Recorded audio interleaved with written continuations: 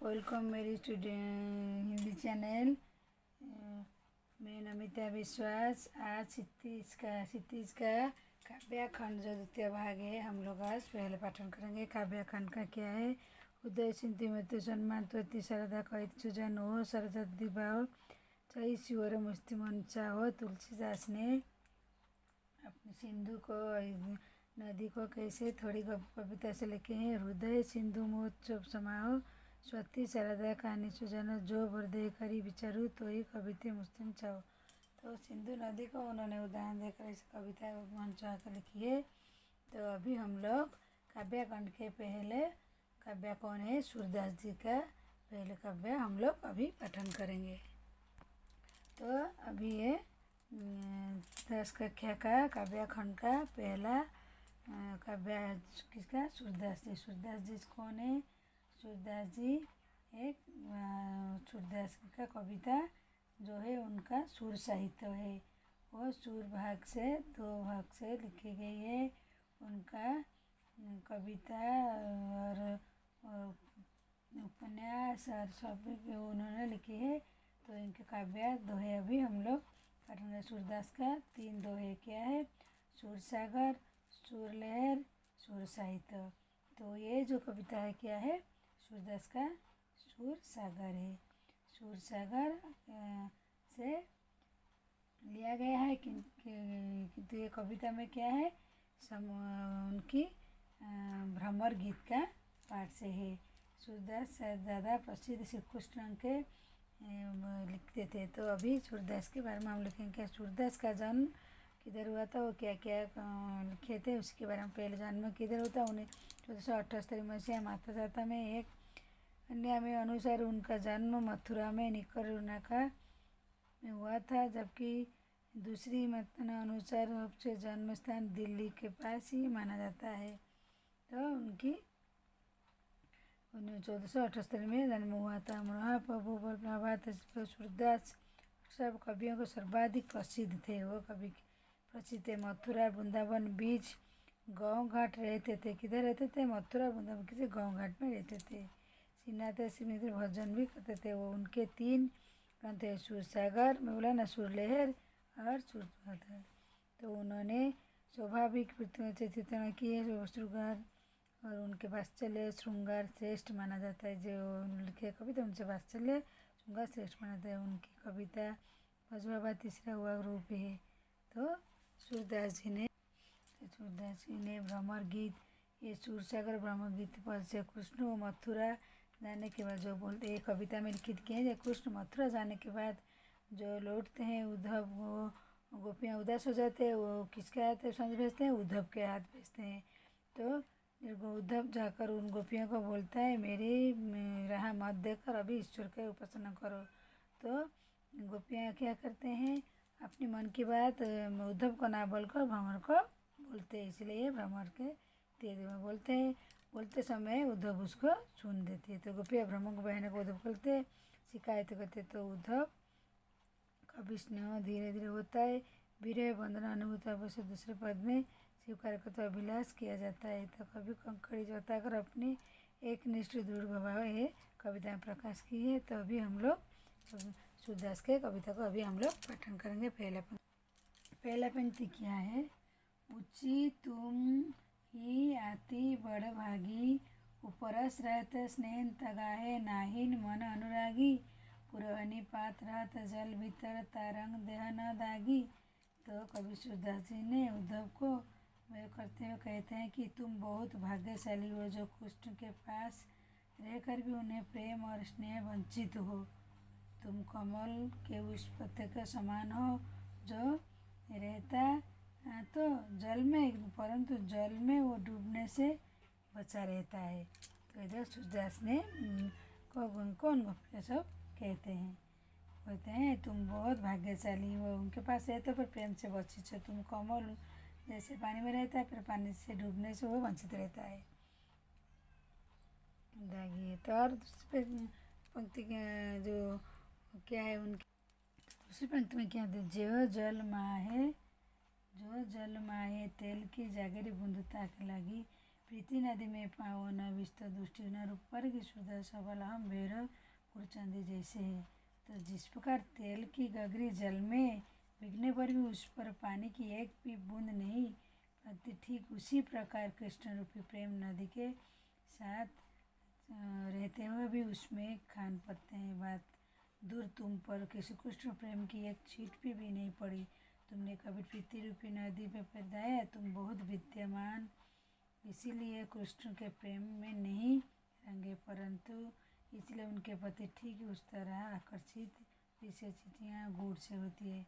हमें उनके प्रेम में लीन है। गोपियाँ उद्धव से बोलते हैं।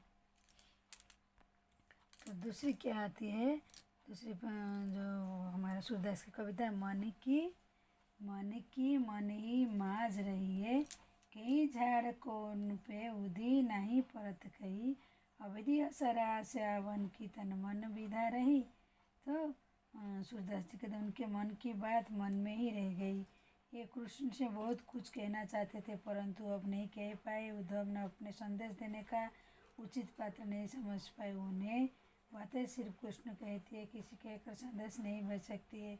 वो कहते इनमें संबंध कृष्ण लौट जाने की आशा के हम आधार मान कर तन मन हर प्रकार विरह व्यथा सह रही पाइए किए जाएगी और हमारे सारे दुख दूर हो जाएगी।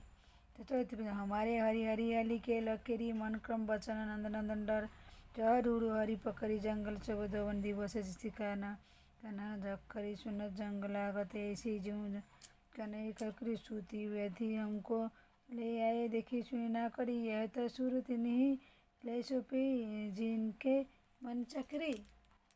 सूरदास जी ने कहते हैं कि संदेश भेजने पर हम भी दुखी रहते हैं। जो क्या कहते हैं, अब जाए तो संदेश तो हमारे रक्षक वही आज हमारे दुख कारण है। उद्धव हम धीरज कर धीरे धीरे समारी आए, एकमात्र ध्रुव जाए तो प्रेम और ज़्यादा प्रेम बदलते दिए जाए। श्री कृष्ण हमारी साथ छल किया, उन्होंने मर्यादा उल्लंघन किया, ये हमसे दूर तो क्या बोलते हैं, हमारी हरी हरी लखरी मन क्रम वचन जागत मोहत भरी। तो उनके लिए हरी की लकड़ी है। जिस तरह हरी पकी लकड़ी टुकड़े अपने जीवन का सहारा माने, उसी प्रकार कृष्ण गोपियों के जीने का आधार है। उन्हें मनी कर्म वचन से निधावा अपना माना है। गोपियाँ कहते हैं कि जगते हुए सोते हुए दिन में रात में सब में हमारा रोम रोम कृष्ण जपता रहा है। तो जक्रेता दूसरे सुनत संग लगते कन्हैया जकरी सुनती वेदी लाए देख सुनी करी, यहाँ सूरती नहीं जिनके मन। तो सूरदास जी बोलते हैं कि हम कृष्ण के प्रेम में रोक लगा चुके हैं, अब हम आपके कहने पर वो रोक नहीं लगा सकते, क्यों हमने इसके बारे में भी कभी सुना देखा और कभी इसको भेगा नहीं करता। आप यह योग संदेश आए उनके जाकर समय जिनका मन पसंद चुकी, हमारा मन पहले ही कहीं और लग चुका है, तो हम और कुछ नहीं कर सकते हैं। गोपियाँ उद्धव जी से बोलते हैं। चक्री तो साहब जिनको जो बोलते क्या है, यहाँ तू सुर मन जा चक्री, तो चंचल हो चुकी हमारा मन पहले कहीं और लग चुका है। चार हीरो की राजनीति पड़ी गए, समूजी बास कहते मधुर के समाचार सब पाए, इस कवि के शत्रु होते पहले अब गुरु प्रति पढ़ाए, सड़ी बुद्धि जानी इसको जोग बंदेश उठाए। तो कवि कहते हैं कि गोपियाँ बात करने से पूर्व कहते हैं कि पहले बहुत चालाक थे पर अब उन्होंने बड़े बड़े ग्रंथ पढ़ लिए हैं, बुद्धि हो गई उनकी, सब कुछ जानते हुए भी उन्होंने तुम्हारे संदेश भेजा है। उद्धव जी इसमें कोई दोष नहीं है, भले लोग दूसरे का आनंद का अनुभव करते हैं। तो अभी भले लोग आगे पर हीरे दोस्त पाए, अब अपनी मन फेर फार पे उतरनाए, तो क्यों अन्य आप जो मैंने छुड़ाए, राजधर्म की ये शुरू जो प्रजा न जाती। तो कभी कहते हैं कि जो गोपियाँ उद्धव कहती है कि आप जाकर कहिएगा मथुरा जाके से कुछ हमारा मन साथ लेके उसे वापस कर दे, अत्याचार देने का अपने मथुरा गए गए हैं परंतु स्वयं अत्याचार करते हैं। आप उनसे कहिएगा, ये राजा कहते चाहिए तो प्रजा हित का ख्याल रखे, उन्हें किसी प्रकार कष्ट नहीं पहुंचना चाहिए, यही राजधर्म का उनका कर्तव्य है। तो यहाँ पर श्री कृष्ण जो उद्धव से जो संबंध देकर बोले पर भी गोपियाँ अपनी व्यवस्था उनके पास पकड़ करके बोलते हैं ब्राह्मण के द्वारा, वो चाहते हैं वो मथुरा से कैसे श्री कृष्ण आ जाए, उन्हीं के पहले तरह हम लोग कैसे हमको प्यार करे और इधर ही रह जाए, वो और ना जाए।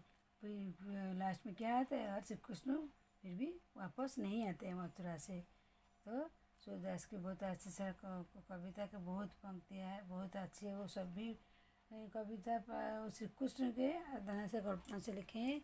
तब इसका पाठन और सारांश हो गई। अभी हम सूरदास की कविता जो है हम लोग उसका प्रश्नोत्तर अभ्यास करेंगे। तो प्रश्नोत्तर, पहला प्रश्न क्या है, गोपियों द्वारा उद्धव को भगवान कहने में क्या योग्य नीति है। ये देखने में प्रशंसा कर रहे हैं किंतु वास्तव में कहना चाह रहे कि तुम बड़े अभागे हो, प्रेम का अनुताप नहीं कर सके। गोपियाँ उद्धव को बोल रहे ना किसी अपना बना सके ना तुमने प्रेम का आना जाना है, ये तुम्हारा दुर्भाग्य है। गोपियाँ उद्धव को कह रहे हैं। दूसरी प्रश्न, उद्धव ने व्यवहार की तुलना किस किस के कही। कमल के पत्ते पानी रहकर भी गीला नहीं होता, तेल में डूबी सागर से जो तेल कारण पानी भी गीली नहीं होती। तो 3 प्रश्न, गोपियाँ ने किन किन उदाहरण का माध्यम किया है। उन्होंने कहा कि उनकी प्रेम भावना उनके मन में रह गई है, वो कृष्ण आने इंतजार रही है किंतु कृष्ण स्वयं ना आकर जोग संदेश भिजवा दिया। वो कृष्ण से रक्षा घोर की लगाना रही थी, वो कृष्ण की अपेक्षा करती थी, उनके प्रेम में मर्यादा खो रखे थे। तो 4 प्रश्न क्या है, उद्धव द्वारा दिए गए योग के संदेश में गोपियों के विरह अग्नि में घी का काम कैसे। तो श्री कृष्ण प्रेम संदेश और उनके आने प्रतीक्षा कर रही थी, ऐसे में श्री कृष्ण उन्हें योग साधना संदेश भेज दिया जिसके उनकी ब्याज कम नहीं हो पाई। इस तरह उद्धव द्वारा दिए गए योग संदेश गोपियों विरह में काम किया। 5 प्रश्न, मर्यादा लई माध्यम कौन सी मर्यादा रहने बात आ रही थी। वो प्रेम की सच्ची भावना समझ के उसकी मर्यादा रखा गया, परंतु कृष्ण गोपियों का प्रेम निभाना का ऐसे चलावा भटका था, इतनी छल गोपियों के मर्यादा उल्लंघन कर रही थी। 6 प्रश्न, कृष्ण के प्रति अपने अन्याय प्रेम किस प्रकार अभिषेक करते हैं। स्थिति गुह में चिपटी चोटियों को जैसे पाती है, श्री कृष्ण के प्रति मन क्रम और वचन समर्पित करती, कृष्ण की हारी लकड़ी समान मानती है, वो सोते जागते दिन रात कृष्ण की जाप करते हैं। गोपियों ने उद्धव से योग शिक्षा कैसे लेने के लिए बात रहे हैं। जिनके हृदय में कृष्ण के प्रति सच्चा प्रेम नहीं, जिनके मन में भटका दुविधा भ्रम है, वो चक्कर है।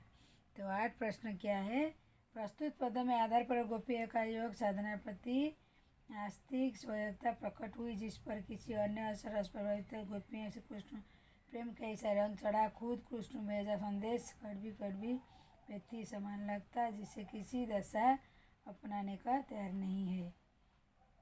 9 प्रश्न, गोपियाँ अनुसार राजा धर्म क्या होना चाहिए।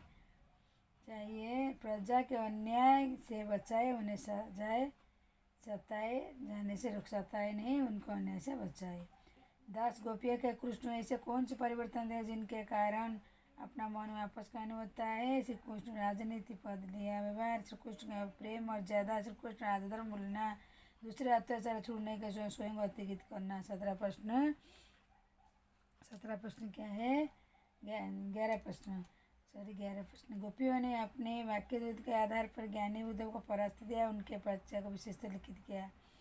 तो गोपियों व्यक्तुर बात बनाने के किसी भी पछाव देती थी, कारण वो गोपियों हृदय में कृष्ण का प्रेम सच्चा और था। सच्चे प्रेम में इतनी शक्ति कि बड़े ज्ञानी उनके सामने घुटने टेक देते हैं। 12 प्रश्न, संस्कृति पदों का ध्यान रखते हैं सूर्य ब्रह्मविति मुख्य विशेषण क्या है। सूरदास ब्रह्मविति व्यथा मानविक बने इसकी सगुण ब्रह्मा सनाता, इसमें गोपियाँ माध्यम उपलब्धि व्यक्त होता वह है। गोपियाँ कृष्ण प्रति एकनिष्ठ प्रेम प्रदर्शन पद गयता संगीतात्मक का गुण है।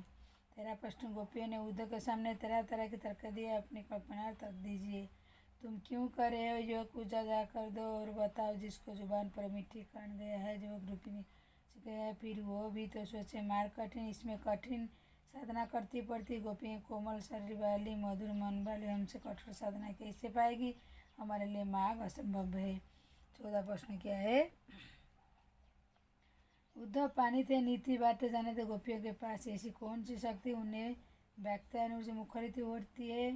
गोपियों यहाँ जान लिया जो उद्धव श्रीकृष्ण अनुराग नहीं सका, इसलिए उन्होंने कहा था प्रीति नंदी पावना वैर्य। उद्धव पास इसका कोई जवाब नहीं था। गोपियाँ कृष्ण प्रति असीम अथवा लगाव रखती थी, तो उनकी तात्पर्य भी मुखर हो उठी। 15 प्रश्न क्या है, गोपियों ने यहाँ क्यों कहा कि हरि राजनीति पढ़ा है, क्या आपको गोपियों के कथन विस्तार समेत राजनीति आता है। तो जो उनकी उसकी जगह कृष्ण दूर जाने वाले संदेश आया, इसमें कृष्ण एक चाल नजर आए, इससे अपने साथ समझाते, इसलिए राजनीति का। तो पठित संक्रमण का क्या है, गोपियों ने उद्धव को क्या क्या बड़भागी क्यों कहा, क्योंकि उन्हें कृष्ण प्रेम अपने वचन में बांध सका। ऐसे ही उद्धव प्रेम की वैसी पीड़ा नहीं झोलनी पड़ी गोपियाँ झोलने की। तीसरा, गुड़ चाटी जीव पाई, कहने गोपियाँ की संदेश बोलते हैं। गोपियाँ की मनोभावता ठीक ही वैसे ही जैसे गुड़ चींटियाँ होती है, जिस तरह चींटियाँ किसी भी दशा गुड़ को नहीं छोड़ना चाहते, उसी प्रकार कृष्ण को नहीं छोड़ना चाहते हैं गोपियाँ। गोपियों ने अपने लिए कृष्ण को हालित अंकित समना क्यों बताया, इसलिए बताया कि जिस प्रकार पक्षी अपने पंजों दबी लकड़े जान को मरता है, गोपियों ने अपने जीवन का आधार कृष्ण को मान रखा है। इसे कौन सी बात से गोपियाँ अपने मन में दबाए रखा है, तो गोपियाँ ने चाहती थी कृष्ण को दर्शन करने, अपनी प्रेम की अभिषेकता बातें उद्धव नहीं कर सकते, ऐसी बात उनके मन में दबी रहती थी। तो कमल के पत्ते लगी सागर क्यों विशेषता होती है, क्योंकि इसीलिए कमल पत्ता पानी रहने पर भी बिकता नहीं। इसी प्रकार तेल लगी गागर को जब पानी डुबाता नहीं, उसी में पानी चुबाता सूखी के सूख रह सकता है। गोपी ने स्वयं अबला बोली कहता क्या क्यों, क्योंकि गोपी ने कृष्ण दूर रहकर उनके प्यार को अनुरुक्त किया। कृष्ण प्रबोधन के बंदी पाते, जिसे कृष्ण इस तरह प्रेम मिल रहा था, अबला भोली नहीं हो सकती है। तो प्रश्न के साथ प्रश्न में प्रीति नदी में पावा सब कीजिए, ऐसा किसी लिए कहा कि करता किसी प्रेम ना करना, प्रेम का महत्व समझाना।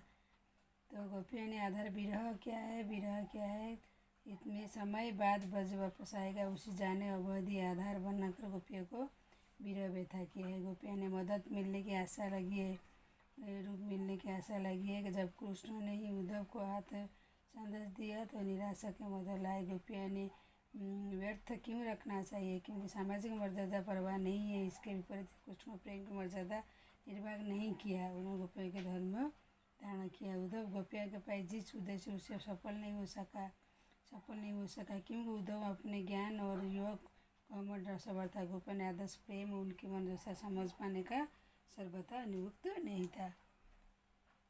तो 10 का क्या कहा, काव्याखंड का पहला भाग पद जो सूरदास को लिखी हुई पद की हमने आज उसका पाठन करे, पंक्तियाँ समझा दिया और उसका प्रश्न तो हमने तो पहला काव्याखंड का पद का आज हो गई है। और दूसरे पाठ में मैं आपसे मुलाकात करती हूँ। मेरी वीडियो देखने के लिए आपको धन्यवाद, और दूसरे वीडियो में आपसे मुलाकात करूँ। तो मेरे चैनल को लाइक और सब्सक्राइब कीजिए। मेरी वीडियो देखने का आपको धन्यवाद।